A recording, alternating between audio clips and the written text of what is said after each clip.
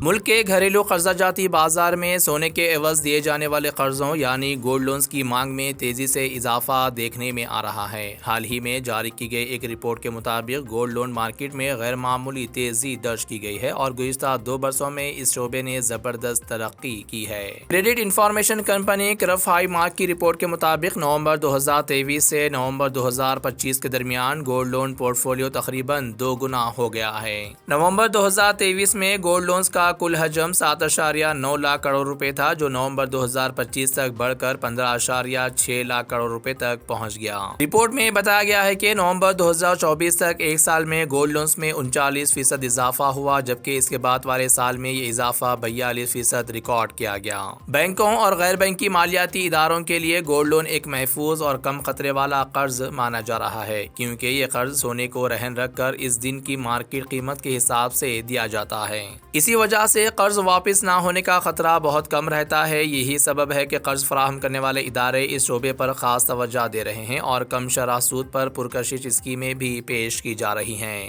ماہرین کا کہنا ہے کہ فوری نقدی کی ضرورت کے وقت سونا عام لوگوں کے لیے سب سے آسان سہارا بنتا جا رہا ہے، جس کی وجہ سے ہر سال گولڈ لون مارکیٹ میں اضافہ ہو رہا ہے۔ رپورٹ کے مطابق ریٹیل لون پورٹ فولیو میں گولڈ لونز کا حصہ نومبر 2024 میں 8.1% تھا، جو نومبر 2025 تک بڑھ کر 9.7% ہو گیا ہے۔ اعداد و شمار کے مطابق گزشتہ سال نومبر تک جاری کیے گئے گولڈ لونز میں سے تقریباً 50% قرضے 2.5 لاکھ روپے سے زیادہ کے تھے۔ گولڈ لون لینے والوں میں 56% مرد شامل ہیں، تاہم رپورٹ میں یہ بات خاص طور پر سامنے آئی ہے کہ خواتین قرضدار وقت پر اور باقاعدگی سے قرض واپس کرنے میں سب سے آگے ہیں۔ مارکیٹ شیئر کی بات کریں تو سرکاری بینکوں کا گولڈ لون بازار پر غلبہ برقرار ہے، جن کے پاس تقریباً 60% حصہ ہے، جبکہ صرف سونے کے عوض قرض دینے والی NBFCs کا حصہ 8.1% رہا ہے۔ ریاستوں کے لحاظ سے دیکھا جائے تو گجرات 66% ترقی کے ساتھ سب سے آگے ہے، جبکہ کرناٹک اور مہاراشٹر 50% اضافے کے ساتھ اس کے بعد ہیں۔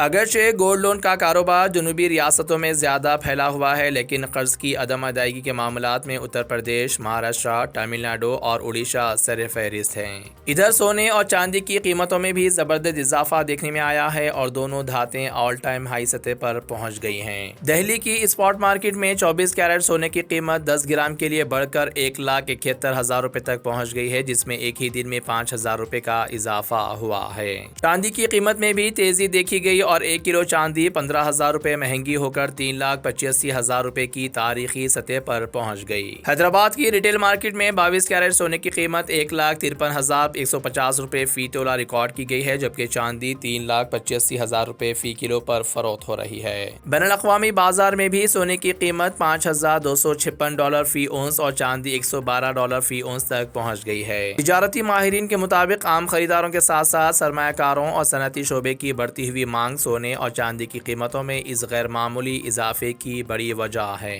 مزید خبروں کے لیے ہمارے چینل منصف نیوز 24x7 کو دیکھتے رہیے۔ اگر ویڈیو اچھی لگی تو لائک کریں، شیئر کریں اور چینل کو سبسکرائب کریں۔